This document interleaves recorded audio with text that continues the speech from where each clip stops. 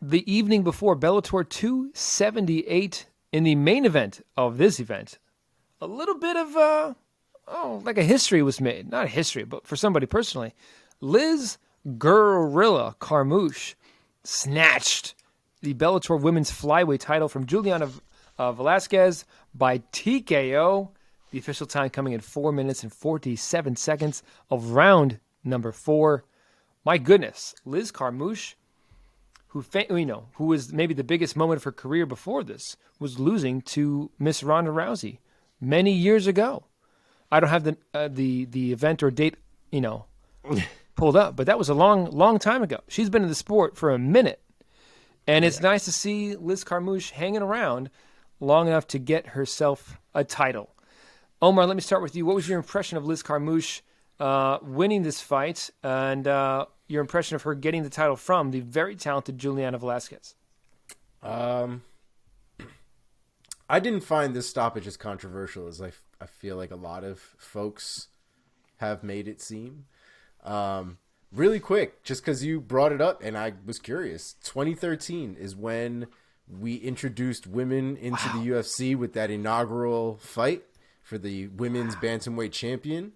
And at that point, that was her 11th her 11th pro fight, but she had lost to Sarah Kaufman and Marlos Kunin before then, who, if you don't know who they were basically OGs in the women's fight game.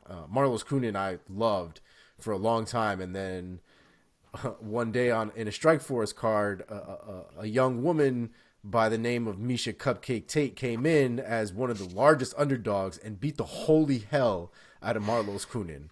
I fell in love with Misha Tate in that moment. We got off track there.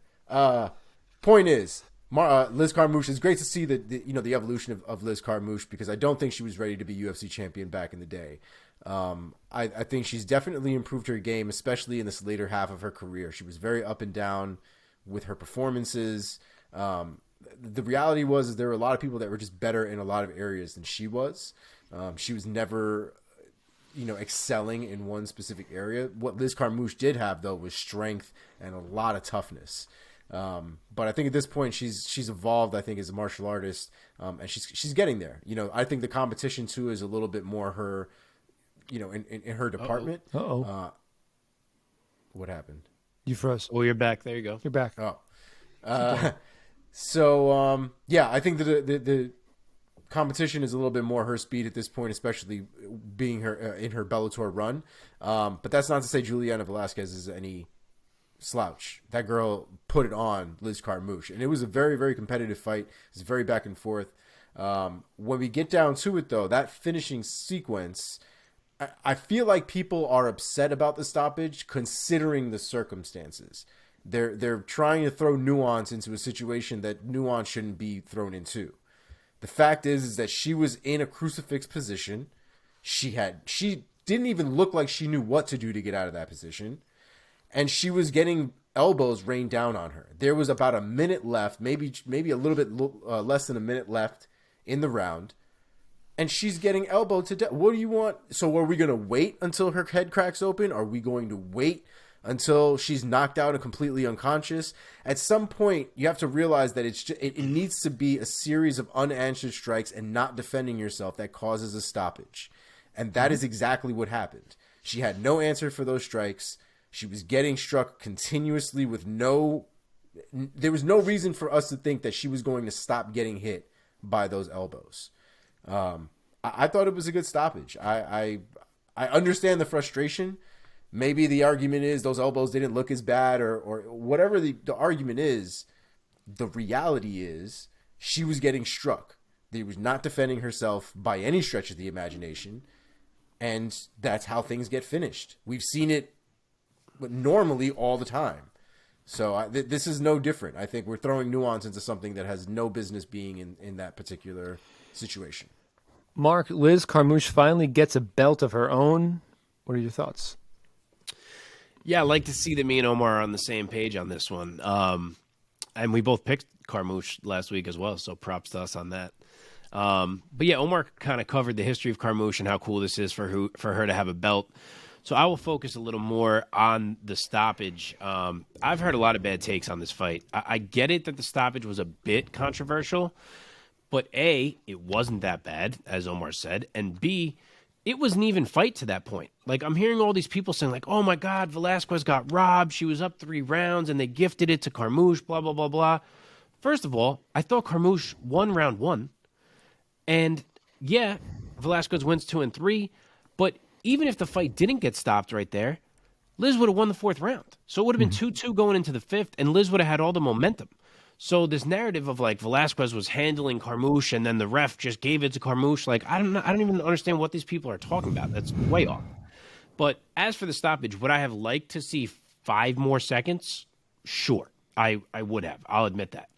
Do I think anything would have changed in those 5 seconds? No, I don't. I think it would have just been stopped in 5 more seconds. Maybe less people would be whining. But Velasquez was trapped in a crucifix. She was eating clean elbows to the face. She had stopped moving her face on the last few, was literally laying there dead still, letting her face be elbowed. And in 5 more seconds, I don't think she would have been finding a way to change that situation. So even if the trigger was a little less quick on the stoppage, I think Liz just wins in 5 more seconds anyway. Mm-hmm. So I think it's kind of a lot being made over something that wasn't so controversial. And I'm happy for Liz. Happy to see her get a belt. Great win for her. Staying with you, Mark. Oh, go ahead. Sorry, I just want to add that that's a good point because you're right. At one point, she just stopped moving. Not even her face. She like stopped moving. And I wonder if that was just a choice by her to accept the position. She knew she had, just a little bit of time left in the round and to just ride it out. Crush my face as badly as you can in the time that you have. I'll make it out of this round. That can't be like the game plan, right? Like we can't allow that to be how MMA works. That's just madness. So again, reiterating, I think it was a good stoppage. It's like when a guy turtles up and he gets in, punches are being rained down and the ref has to step in. And then the guy is like, why'd you step in? It's like, dude, you picked a bad time to turtle up and take 20 punches unanswered. Exactly. Yeah. And turtling up is not defending yourself intelligently. Right. And so similar situation here. Okay. Well said. Mark, staying with you, Liz Carmouche, what's next for her? So I kind of think, even though I'm saying it wasn't controversial, that a rematch seems to still be the obvious choice. I know Liz said she kind of doesn't love the immediate rematches, but there's not really other options. Like Denise Keelholtz just lost to Velasquez. Watanabe just lost to Carmouche. If McFarlane would have won on this card, maybe they could have done her. Granted, she trains with Carmouche, so I don't know if they even would have done that. But she blew it. She lost to Justine Kish. Kish is not at any point where she deserves a title shot. She just lost her fight prior to that one. So there's like not really anyone that makes any sense. So I think for the sake of having a compelling title fight, and now you have this built-in story, obviously, and Velasquez is pissed, I think you absolutely run that back. It was a competitive fight. Velasquez didn't seem to be terribly dangerous, but she was scoring with her range striking for sure. Mm-hmm. Liz's wrestling didn't seem to be deterred by Juliana's judo. It's an interesting matchup, and I think it'll be interesting to see it again. Nice. We should also point out Velasquez is out here talking about she's trying to get an appeal. I promise you she will never get that passed. Yeah, it's hard enough getting an appeal to work in MMA, let alone when you don't actually have a case. So yeah. I wouldn't hold my breath for that one. Omar, do you think that the rematch is the way to go? Yeah, I mean, Mark laid it out perfectly. The landscape right now of Bellator's flyweight division is just not it's just not at a point where Liz can fight somebody and it makes sense. We could throw, if there was like a Hamzat kind of person in there, we could throw number 9. Justine Kish is just not that person, right? Because she just entered the rankings off of her win against McFarlane, but she's number 9 now at this point, right? So it just doesn't make sense. The Velasquez one, I think at this point is probably the one that's more compelling out of everybody in that division right now anyway. I'm just hoping that there are some of those people in that flyweight division that fight soon and make things compelling for themselves, because that division does need a little bit of an awakening for sure. Yeah.